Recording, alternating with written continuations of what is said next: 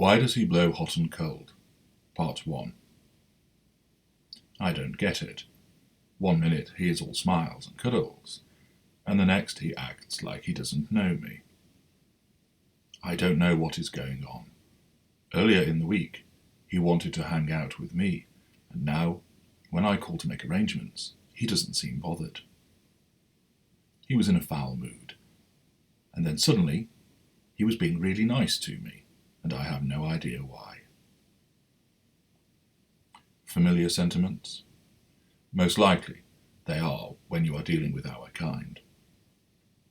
Why is it that one moment everything is wonderful, and the next it all goes wrong? Why are there periods of elation, and then periods of erosion? Why are we so inconsistent in the way that we behave with you? Let's begin with the intimate partner primary source. This will be a wife, a husband, boyfriend, girlfriend, partner, lover. The most common recipient of this type of behaviour. Whether you are our wife, boyfriend, partner or lover, the intimate partner primary source, the IPPS, will find themselves subject to this vacillating behaviour. Starting with the seduction golden period, once you have been installed as the primary source, following your seduction as an intimate partner secondary source, you reap the rewards of being our primary source of fuel, the apple of our eye and the light of our life. There will be only the heat of manufactured passion, the warmth of apparent caring, and the fire of fabricated desire during this period. During this golden period, our fury, which I expand on below, is in effect capped, and therefore it does not manifest. This capping occurs for two reasons. The first is you are supplying us with positive fuel, and therefore, if you happened to criticise us, we are able to brush it off because A, we are being well fueled in a positive manner, and B, we regard you as white. You are wonderful, and our mindset is such that the criticism does not have the same effect. Secondly, even if we began to react to your criticism, we exert control because we do not want to lose you at this juncture, and we want the positive fuel to keep flowing. We do not want your negative fuel at this point. There is also the issue that you are highly unlikely to cause a criticism because of the way you are responding to us during this golden period. Accordingly, it is extremely rare to see us blow hot and cold during the seduction for these reasons. You might find a reaction from a lesser narcissist who is criticised early in the golden period, who cannot exert sufficient control, and accordingly he erupts, but it is extremely rare. Next, the devaluation period. This is when the alternating between hot and cold commences, and there are a variety of reasons why this happens.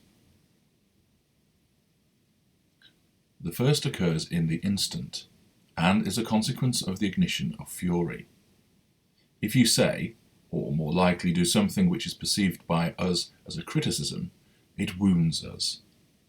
Bear in mind that it may not seem like a criticism from your perspective. Indeed, you are usually at a complete loss as to why we have reacted as we have done. The blowing hot and cold which occurs in the instant is naturally your fault. Whatever it is that you have said or done, it has been perceived as a criticism. This wounds us, and our self-defense mechanism is for the churning fury that is ever present to be ignited. This happens more often with lesser and mid-range narcissists, because those members of our brethren are unable to control their fury with the same skill and discipline as the greater narcissists. This ignited fury may manifest as heated fury, as we erupt and call you names, break things, slam doors, hit you and such like. Accordingly, all was going well, and you cause a criticism, and our volcanic rage erupts, and the situation becomes superheated. Alternatively, this ignited fury emerges as cold fury, whereby you are subjected to a baleful glare, being cold-shouldered and treated to silent treatments. Thus, the situation becomes ice cold. In the blink of an eye, you have unbalanced the situation through your criticism. Our reaction is based on self-defense. Since you are in the devaluation period, the cap on our fury that existed during the seduction period has been removed.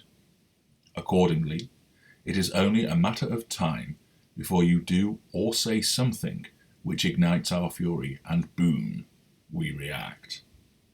One moment we are enjoying a family film, and the next we have thrown the popcorn across the room, and we are glaring at you from our armchair. The reason the fury ignites is to cause an intense reaction, so that you react to it and provide us with fuel, or others do who witness the explosion. Usually, the ignited fury is directed towards the person who has caused the criticism by way of us punishing them, and the need to cause them to atone for their transgression. By insulting you, striking you, spitting at you, shoving you, glaring at you, sitting and sulking, we are aiming to prompt an emotional response from you. This provides us with fuel. Once you provide us with fuel, the wound you have caused is healed, and our ignited fury abates. Consequently, we then carry on as if nothing has happened. Accordingly, in the space of a few minutes, we go from calm to furious, and then calm again. We have blown hot and cold, and of course, it has to be your fault, because we are never at fault in our minds. That is how we blow hot and cold in an instant. And whilst theoretically this could happen at any stage in the narcissistic cycle, it happens most with the intimate partner primary source during the devaluation. We also blow hot and cold with you over an elongated period because of the need for contrast. Isaac Newton's third law stated, "For every action, there is an equal and opposite reaction." Whilst this was directed in the field of physics, this is of equal application to the narcissistic dynamic. We have to create contrast in order to derive the most potent fuel. If we dig a ditch which is 10 feet deep and shove you into it, you will probably be hurt as you fall into this ditch. If we build a tower 30 feet high next to the ditch and push you from the top of the tower, then you have a 40-foot drop and will suffer greatly owing to this starker contrast.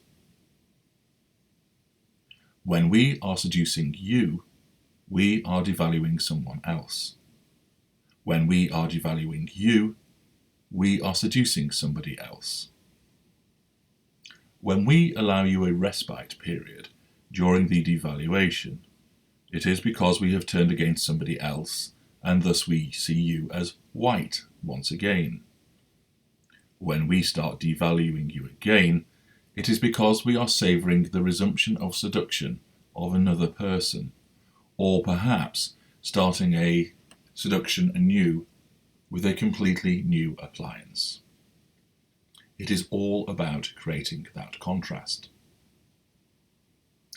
If, therefore, there are times when we have walked into the house and we begin berating you from the moment we arrive, and you are at a loss to even identify what you could have done to cause this, if the belittling commenced the moment we step through the doorway, what has happened is we have been with someone else, not necessarily in an intimate way. It might have been a non-intimate secondary source, a friend. And having gained their positive fuel, it reminds us of why we are devaluing you. This causes us to continue to regard you as black, and therefore we are unpleasant to you as soon as we first appear, and continue being so until your emotional response fuels us, and then we will stop. If we are driving and we cut up another driver who then pulls up alongside us and we swear at him and threaten to get out of the car and stamp on his trachea until it bubbles, we gain negative fuel from the other driver's frightened or upset or angry response.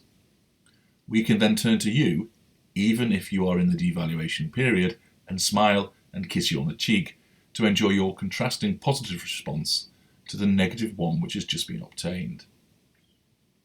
Accordingly, when we are seducing somebody else, we see them as white, and thus you are black, because we need the contrast between the two of you. The intimate partner secondary source that we are seducing is seen as wonderful, and all the more because we despise you, and you, as the intimate partner primary source, are seen as awful, and all the more because we adore the secondary source. The contrast makes the fuel from both sources all the more potent.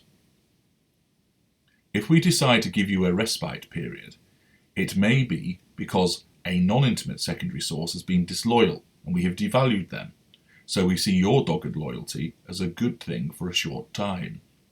It might be because the intimate partner secondary source we have been cultivating is not delivering as we expected, and whilst our disappointment in them is not sufficient to cause us to devalue them, it means we will park them, place them on the shelf for the time being, and you gain by getting a respite period.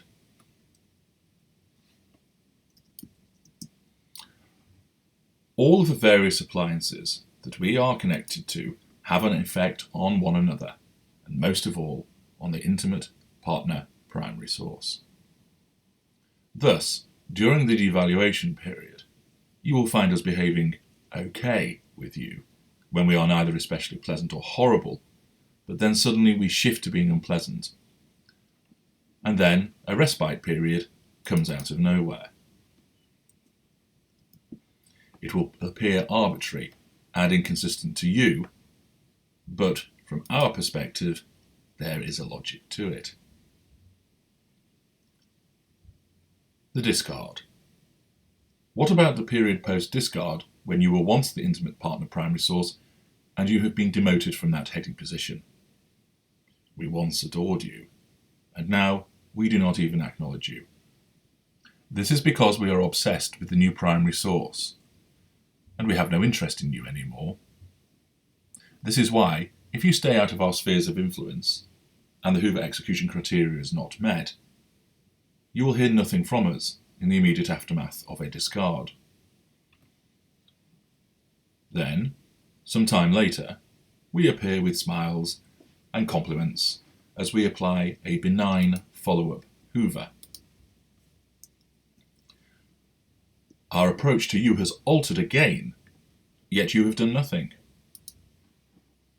In such an instance, we are now devaluing your replacement, and we want some delicious Hoover fuel from you. You triggered a Hoover. The Hoover execution criteria was met, and thus we come after you for that positive Hoover fuel. If you deny it us, then we may suddenly shift in an instant to a malign Hoover. Again, you are puzzled as to why our attitude towards you has altered so quickly, but from our perspective, it makes sense. If you have rebuffed our Hoover, and we have decided against withdrawal, the easiest way to gain some fuel from you, to heal the wound caused by your rebuffing criticism, is to dole out a malign Hoover and seek negative fuel from you. If you approach us when we are infatuated with our replacement, you will receive a malign Hoover, because at that time, your replacement is regarded as white, thus you remain black, and you are the opposite and equally strong reaction. We blow hot and cold because of the ignition of our fury in the instant, and also over a longer period because of this repeated need to create contrasts and accord with the principle of opposite and equal reactions.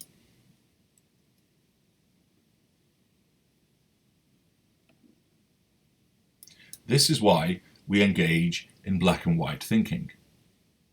It enables us to create the contrast that our needs demand, and consequently causes us to blow hot and cold with you. Sometimes the hot appears as passion and desire, other times as rage, sometimes the cold appears as indifference and disinterest, and other times it is a silent treatment and ignoring you. So long as there is a contrast, we will blow hot and cold.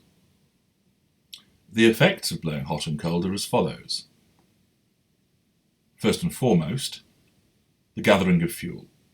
This is to power the constructs that we create, and also, in certain instances, to heal the wound which has been caused by your criticism. It is to maintain control over you. It is to underline our omnipotence by being able to control you. It is to emphasize our notion of superiority. It is to disorientate you so you give fuel and fail to comprehend what is happening. It is to create an apparent lack of consistency, which prevents your understanding and adds to your confusion. And finally, it is to prevent you from being able to move forward because you are emotional, confused, and disorientated.